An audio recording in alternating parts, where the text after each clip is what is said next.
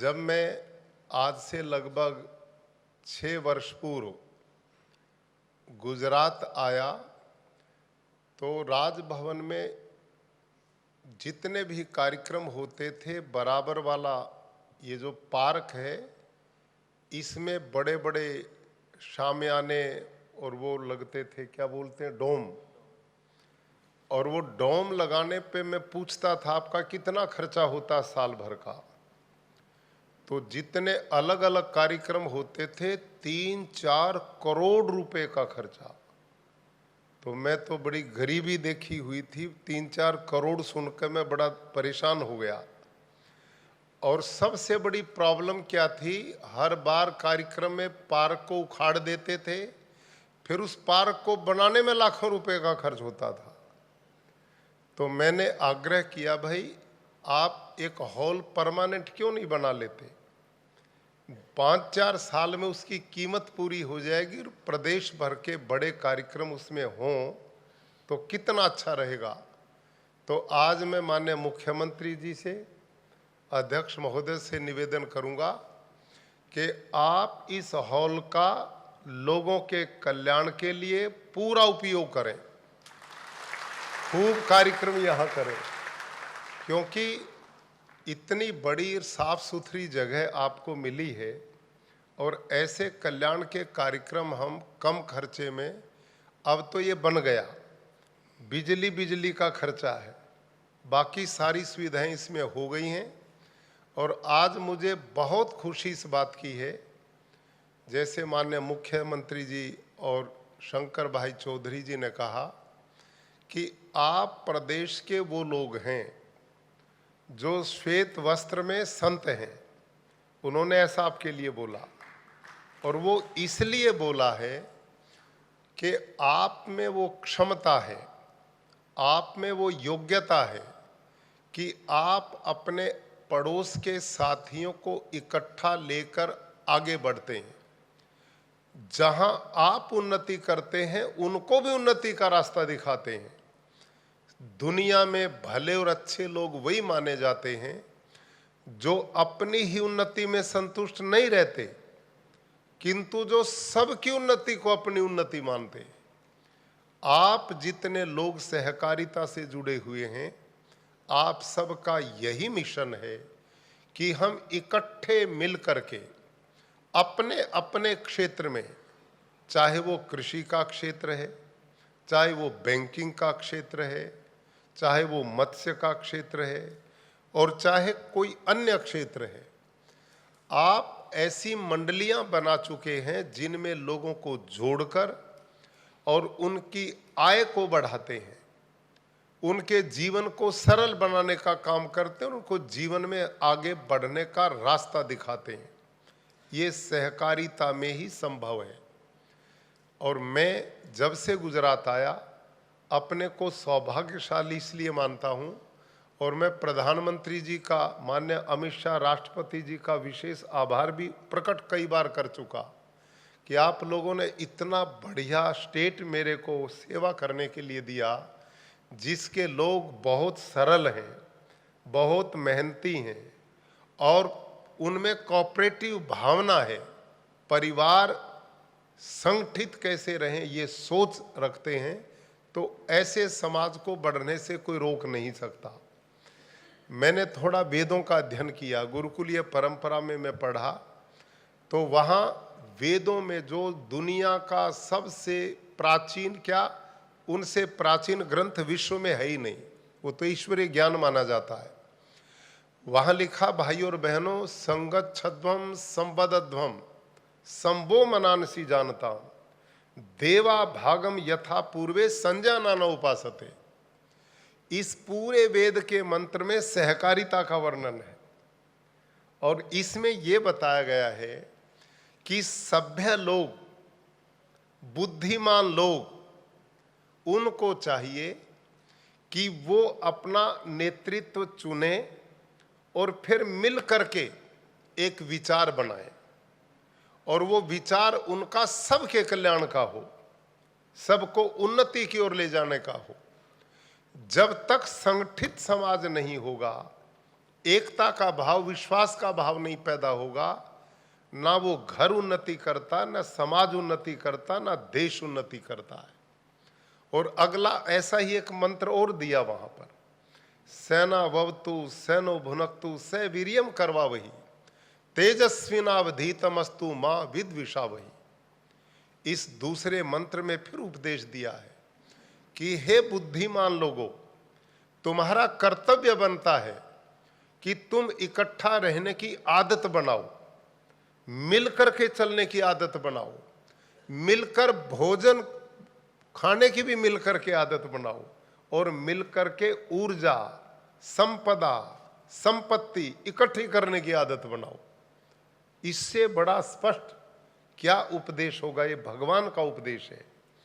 और मैंने गुजरात में आकर के देखा, देश के लगभग प्रांतों में जाने का अवसर मिला, लेकिन गुजरात के लोगों में सहकारिता का भाव मानो आदिकाल से ही है। और यहाँ कोऑपरेटिव भाव से हमारी बहनें, हमारे भाई, आप सब लोग जिस तरह से आगे बढ़ रहे हैं, अब आपका आमूल है। अब इसमें डेयरी सिस्टम जो विकसित गुजरात ने किया, वो आश्चर्य है दुनिया के लिए। एक छोटे से स्तर पर चली हुई चीज आप लोगों के निरंतर एकता, परिश्रम, मेहनत ने आज वो विश्वव्यापी बना दी है, वर्ल्ड लेवल की बना दी है। आज दुनिया उसका उदाहरण देती है। ये एक गुजरात का बहुत बड़ा मॉडल है, बहुत बड़ी दुनिया को देन है। तो और सौभाग्यशाली हम इसलिए हैं कि आज भारत के यशस्वी प्रधानमंत्री श्रीमान नरेंद्र मोदी जी वो इसी प्रदेश से आते हैं। और सहकारिता विभाग भारत में पहले नहीं था, और उसके कितने सुखद परिणाम ये गुजरात लोगों को दे चुका है। किस प्रकार से किसान, गांव का अंतिम छोर का व्यक्ति भी सहकारिता से लाभ उठा सका है। इस बात की गंभीरता को माननीय प्रधानमंत्री जी ने जाना, और माननीय केंद्रीय गृह मंत्री अमित शाह जी, जो इस प्रकार के संगठनों से लंबे समय तक गुजरात में जुड़े रहे, और उनके नेतृत्व में सहकारिता के द्वारा उन्होंने कितना विकास, उन्नति, लोगों की भलाई करने का काम किया। इसी सोच को लेकर भारत में पहली बार केंद्र सरकार में सहकारिता विभाग की स्थापना की गई। कितना बड़ा ये काम है। और क्योंकि वो लोग इस काम को करने में निपुण हैं, उनको तरीका आता है, तो अब ये सहकारिता विभाग पूरा राष्ट्रव्यापी किसानों के लिए, आम जनता के लिए, हर क्षेत्र के सहकारिता के भाइयों के लिए बहुत बड़ा क्रांतिकारी काम होगा। और गुजरात में कितना किस किस क्षेत्र में काम हुआ, आदरणीय शंकर भाई चौधरी जी ने, माननीय मुख्यमंत्री जी ने, सहकारिता मंत्री जी ने बड़े विस्तार से ये सब चर्चाएं की हैं। आप सब जितने भाई बंधु यहाँ पर बैठे हैं, आप सभी सहकारिता के मुख्य लोग हैं। आज का ये कार्यक्रम इसी भाव के लिए मनाया जा रहा है कि इस बार संयुक्त राष्ट्र महासभा ने भी इस वर्ष को सहकारिता वर्ष घोषित किया है। मैं समझता हूं ये दुनिया में विचार दिया तो गुजरातियों ने दिया है, अब विश्वव्यापी ये गुजरात के कारण बना है। तो इसमें कितनी बड़ी विजय हमारी है। तो आज गुजरात माननीय मुख्यमंत्री जी के नेतृत्व में कोई भी ऐसा क्षेत्र नहीं है जिसमें कीर्तिमान स्थापित न कर रहा हो। एक विकसित भारत जो प्रधानमंत्री जी का विजन है, उसमें नंबर 1 पर गुजरात तेजी से विकास की ओर बढ़ रहा है। और इसमें सहकारिता का योगदान बहुत बड़ा भूमिका निभाने वाला है। आप सब भाई बहनों से मेरा नम्र निवेदन है, आप जिस जिस क्षेत्र में लगे हुए हैं, अपने सहकारिता के विभाग को और विस्तार दें, अपने अनुभवों को और आयाम दें। आपका जो इतना लंबा एक्सपीरियंस इसमें आया है, और भी नए नए कामों से जुड़े। मैं एक अपनी ओर से एक सुझाव जरूर देना चाहूँगा। आप बड़े अनुभवी लोग हैं। जैसा माननीय मुख्यमंत्री जी ने, शंकर भाई चौधरी जी ने कहा, प्राकृतिक खेती का जो मिशन हमारे गुजरात में इतना आगे बढ़ पाया, इसमें माननीय मुख्यमंत्री जी का बहुत बड़ा योगदान मैं मानता हूं। मैं जहां भी जाता हूं वहीं पर माननीय मुख्यमंत्री जी खुद बता रहे थे, मैं किसान 3-4 पीढ़ी से नहीं हूं, लेकिन हमने इनको भी किसान बना लिया। अब ये इतना बढ़िया प्राकृतिक खेती पर लेक्चर दे पाते हैं कि जैसे ये बिल्कुल परंपरागत ढंग से आज भी खेती को करते हों। ये केवल मैं मानता हूं इनका भलापन, इनका मानवीय दृष्टिकोण, इनका आध्यात्मिक दृष्टिकोण, इनका मानवतावादी सोच, ये इनके चिंतन के पीछे काम करती है, क्योंकि इनका पूरा जीवन अब तक का बहुत सरल आध्यात्मवाद से जुड़ा हुआ है। और प्राकृतिक खेती, मेरे भाइयों, आपसे मैं थोड़ी जानकारी के लिए, आप में इतने जो खेती से जुड़े हुए हैं, कृपया हाथ खड़ा करेंगे जो किसान है। अरे ये तो सारे किसान हैं। अब आपके लिए मैं ताली बजा देता हूं, इतनी दूर से आप आए। तो इसमें आपकी जानकारी के लिए आदरणीय शंकर भाई चौधरी जी के खेत में मैं एक रात खुले आसमान के नीचे सोया हूं, और इनका खेत आप कभी मौका मिले तो मेरा फिर मन करता कि इन्हीं दिनों शायद गए थे, गर्मी के दिन, लेकिन वहां तारों को हमने बड़े नजदीक से देखा, बड़ा खुला साफ सुथरा आसमान। और ये जो खेती करते हैं वो प्राकृतिक खेती कर रहे हैं, उसमें यूरिया, पेस्टिसाइड, जहर कुछ भी नहीं डालते। आप जितने लोग यहां पर बैठे हैं जो प्राकृतिक खेती नहीं करते, आपके मन में एक विचार घर कर चुका कि प्राकृतिक खेती करेंगे तो हमारा उत्पादन कम हो जाएगा। बोलो हाँ या ना? बोलो भाई, यही दिक्कत है ना। लेकिन यहां तो चौधरी साहब बैठे, इनसे बड़ा प्रमाण कौन होगा? हमारी विधानसभा के अध्यक्ष भी हैं, और किसान अपने हाथ से जिन्होंने काम किया वो हैं। बनास डेयरी जो किसानों की भलाई के लिए काम करती, वो ही व्यक्तित्व हैं। इनकी खजूर जो है वो आज 15 दिन पहले, आज वो गांधीनगर अहमदाबाद पहुंच रही है, आज पहुंच रही है। जो रासायनिक करते हैं ना खजूर की खेती, उनकी 15 दिन बाद आएगी, उस समय तक बारिश हो जाएगी, वो अधिक सड़ जाएगी।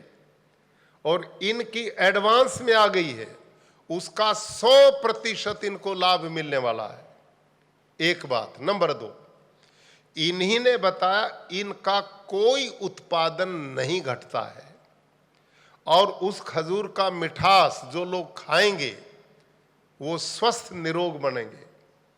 भाइयों और बहनों, आपको मैं बार बार एक चर्चा करता हूं, इसलिए मैं कहना चाहता हूं कि आप बहुत प्रबुद्ध और मिशनरी लोग हैं। आप, यदि आपने निर्णय ले लिया तो बाकी लोगों को समझाना हमारे लिए आसान हो जाएगा। ये जो ऑर्गेनिक फार्मिंग है ना, जैविक खेती जिसको बोलते हैं, ऑर्गेनिक फार्मिंग, जैविक खेती, उसमें उत्पादन कम होता है, उसमें मेहनत भी कम नहीं होती, खर्चा भी कम नहीं होता। लेकिन प्राकृतिक खेती जैविक खेती से बिल्कुल अलग है, इनका कोई आपस में तालमेल ही नहीं है।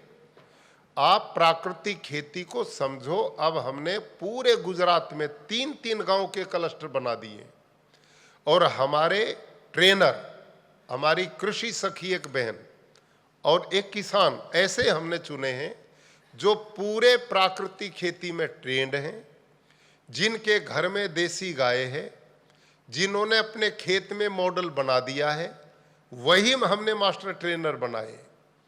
आप उनसे इस खेती को जानो, समझो।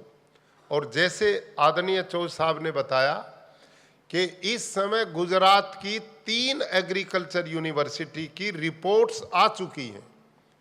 Dantewada agriculture university, Junagadh agriculture university और आनंद एग्रीकल्चर यूनिवर्सिटी।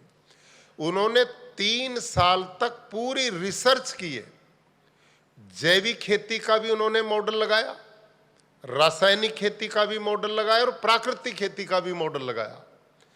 प्राकृतिक खेती में तीनों ही यूनिवर्सिटी की एक जैसी रिपोर्ट आई है और उन्होंने ये माना कि यदि सही ढंग से किसान प्राकृतिक खेती करे, 5 आयाम उसके हैं उनको मानते हुए, पहले ही साल उतना ही उत्पादन मिलेगा जितना रासायनिक में मिलता है, पहले ही साल, और फिर हर साल बढ़ता जाएगा।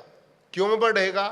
क्योंकि प्राकृतिक खेती से धरती की गुणवत्ता बढ़ती है, उससे सूक्ष्म जीवाणु बढ़ते हैं, अळसिया बढ़ता है।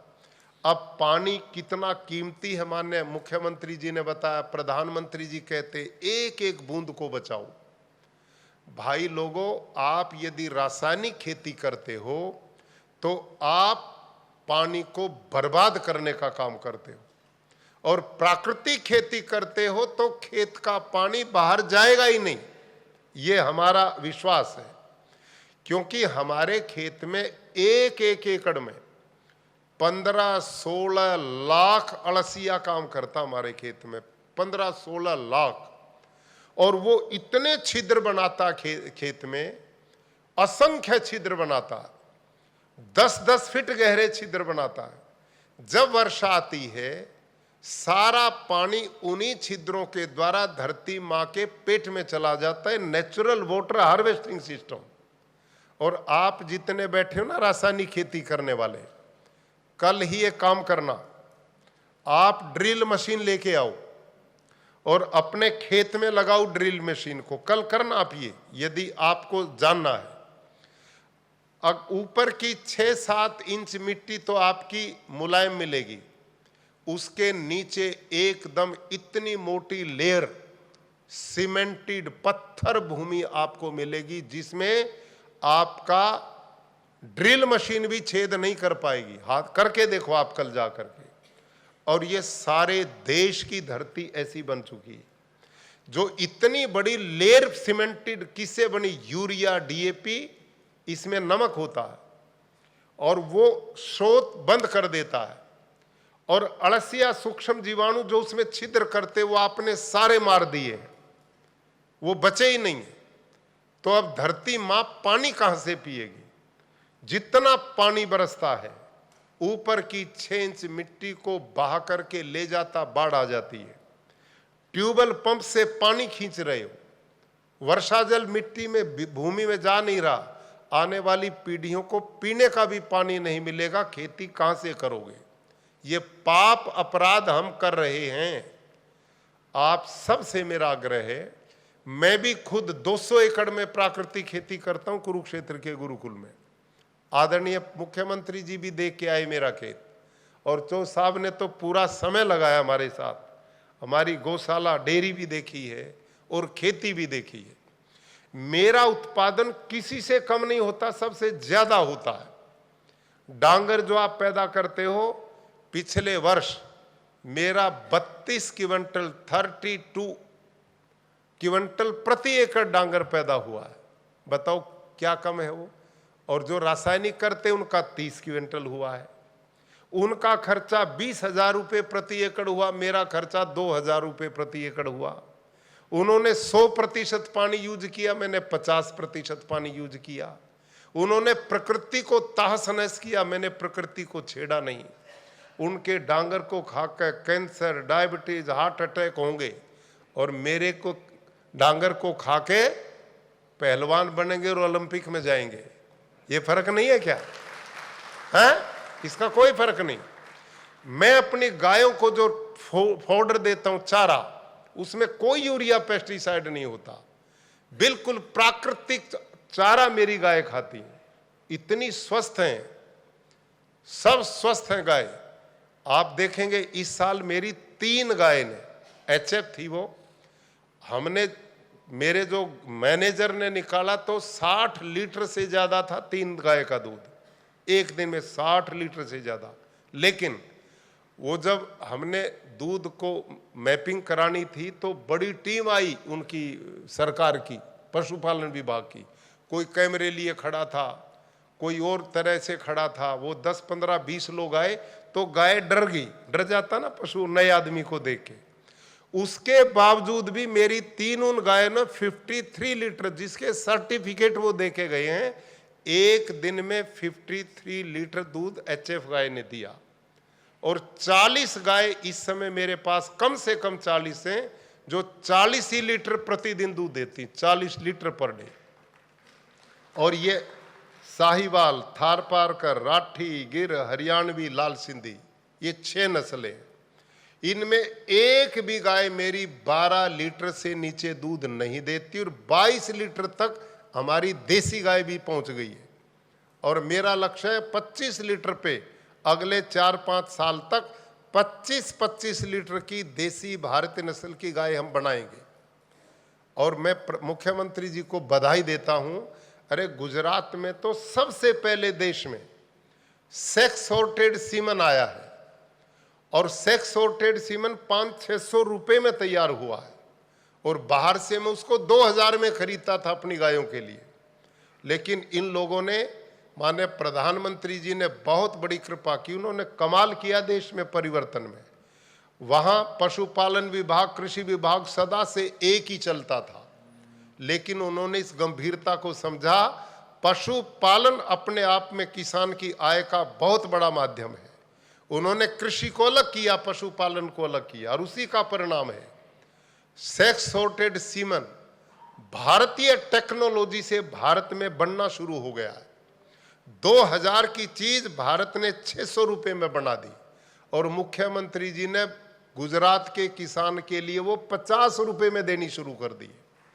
आपको 50 रुपए में मिलता है इस समय सेक्स सॉर्टेड सीमन। तो आप इतने प्रतिभाशाली लोग हैं, डेयरी से भी जुड़े हुए हैं, आप सबसे मैं आग्रह करूंगा किसानों में प्रचार करो, अपनी गायों को, पशुधन को जो भी सीमन लगाएं वो सेक्स सॉर्टेड लगाएं। उसका लाभ 2 है। एक तो उससे फीमेल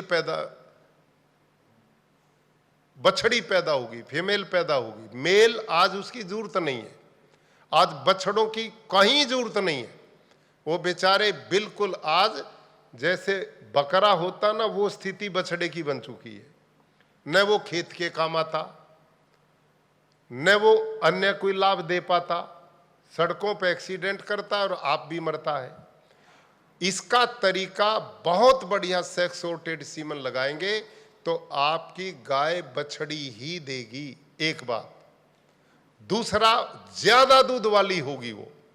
उसकी मां यदि 5-7 लीटर दूध देती तो वो बछड़ी 10-12 लीटर की होगी और उस बछड़ी को फिर सेक्स सॉर्टेड से कराओगे 15-16 लीटर पे जाएगी, उसको फिर बढ़ाओगे तो 18-20 लीटर पे जाएगी।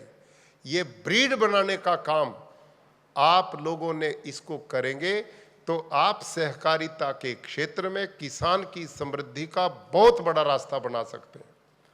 और इसके साथ मेरा निवेदन है, आप ऐसी भी कोई मंडली बनाओ सहकारिता की। इस समय बहुत छोटे छोटे किसान रह गए, वो गाय ही नहीं रखते। बताओ किसान क्या जिसके घर में गाय नहीं। गांव में रहे और गाय ना हो तो गांव में रहने का मजा क्या है?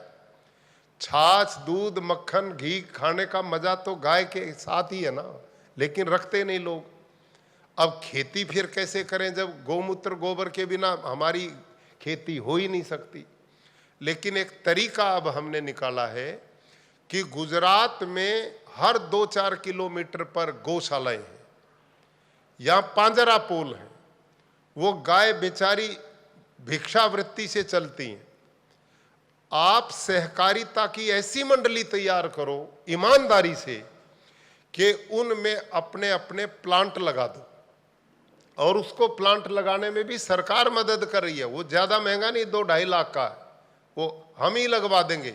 अब प्रधानमंत्री जी ने इसके लिए अलग सब्सिडी भारत सरकार से भी देनी शुरू कर दी है। और आपने क्या करना है, वहां गोबर भी भारी मात्रा में है, गौमूत्र भी है। आप वहां बस जीवामृत, घन जीवामृत बनाना शुरू कर दो। वहां प्राकृतिक के पेस्टिसाइड जो अग्निअस्त्र, नीमास्त्र, ब्रह्मास्त्र, वो शुरू कर दो और वहां से किसान उसको खरीदेंगे तो एक बड़ा रोजगार आप इस दिशा में पैदा कर सकते हैं। और गुजराती ये काम कर सकते हैं। और यदि आपने यहाँ सफल कर दिया ना, फिर ये सारे देश के लिए मॉडल बन जाएगा। इससे पता क्या लाभ होगा? ये जो आप बोलते ना, बोलो गौ माता की, बोलो गौ माता की, ना दूध पिए ना गौ पालें, गौ माता की हो जाएगी, हो जाएगी भाई जय। अरे भले आदमियों, आप गौ की जय बोलते हो, कम से कम एक ही काम कर लो, आप इन गौशालाओं को ना दान दो, कुछ भी मत करो, आप गौशालाओं से गोमूत्र और गोबर से जीवामृत, घन जीवामृति बनाना शुरू कर दो। उसी से गौशाला की इनकम बढ़ेगी तो गौ की सेवा शुरू हो जाएगी, आपको भी अलग से इनकम होगी और किसान का भी भला होगा। और ये प्राकृतिक कृषि जो होगी उससे पर्यावरण भी बचेगा, पानी भी बचेगा, धरती माँ भी बचेगी जहरीला होने से, आने वाली पीढ़ियां आपको नमन करेंगी, लोगों का स्वास्थ्य भी बचेगा। भारत देश का, केंद्र सरकार का 2 लाख करोड़ रुपया, ध्यान करो, 2 लाख करोड़ रुपया पिछले 2 साल से विदेश को देते हैं, बदले में यूरिया डीएपी खरीदते हैं।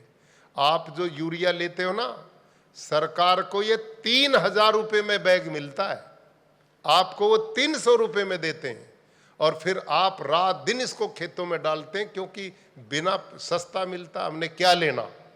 ये सोच कितना दुष्परिणाम इसका समझते हो? जब यूरिया डीएपी आप खेत में यूं छिड़कते हो ना किसान भाइयों, ध्यान करो यूं, तो इस यूरिया में नाइट्रोजन होता है और नाइट्रोजन जब ऑक्सीजन के संपर्क में आता है तो इसमें एक तीसरी गैस पैदा होती जिसका नाम है नाइट्रस ऑक्साइड। नाइट्रस ऑक्साइड इस पर्यावरण के लिए कार्बन डाइऑक्साइड से 312 गुना खतरनाक है। कितना बड़ा पाप आज हम कर रहे हैं, इस पर्यावरण को बर्बाद करने का। लाखों करोड़ों टन यूरिया धरती पर बिछता है इस देश में सालों में, और उसका सारा नाइट्रस ऑक्साइड आकाश में जाता है। इसी का तो परिणाम है। आप अभी देखा, 6 साल हो गए मेरे को यहाँ, पहली बार मैंने देखी बेमौसमी बारिश गुजरात में, पहली बार। यहाँ तो सितंबर में समाप्त होके बस अभी आके बारिश होती थी जुलाई के फर्स्ट वीक में या जून के लास्ट में। लेकिन अब क्या हो रहा है दुनिया में, देखो ध्यान से, अमेरिका जल रहा, जंगल जल रहे हैं, यूरोप के देशों में लूएं चल रही हैं, अरब के देशों में बाढ़ आ रही है, कहीं समुद्री तूफान है, बेमौसमी बारिश है, अतिवृष्टि अनावृष्टि। ये आने वाला समय महाविनाश की ओर हम बढ़ रहे हैं। इसलिए अभी समझो, और ये ड्यूटी आम लोगों की नहीं है, आपकी, जितने यहाँ पर आए बैठे हैं, आप जिम्मेदार लोग हैं। आप इन लोगों को नेतृत्व सहकारिता के द्वारा देने वाले हैं। तो सहकारिता का क्षेत्र जो है ये मानव एकता का भी है, परिवार एकता का भी है, राष्ट्र एकता का भी सूत्र है। और जहां एकता वहां प्रगति होती है। सहकार से समृद्धि, इसे कोई रोक ही नहीं सकता। एक आदमी अकेला होता, 2 आदमी एक और एक बराबर में आकर 11 जितनी ताकत बना देते हैं। तो सहकारिता का मतलब अपनी शक्ति को बढ़ाना और हर क्षेत्र में उन्नति प्रगति का रास्ता चुनना। तो आज के इस कार्यक्रम के लिए आप सबको पुनः साधुवाद और बहुत शुभकामनाएं। गुजरात हर क्षेत्र में मॉडल बना रहा है सहकारिता के क्षेत्र में। ये ऐसा ही चलता रहेगा तो बाकी देश के लोगों को भी आप प्रेरणा दे पाएंगे। इसके लिए बहुत बहुत शुभकामना। धन्यवाद।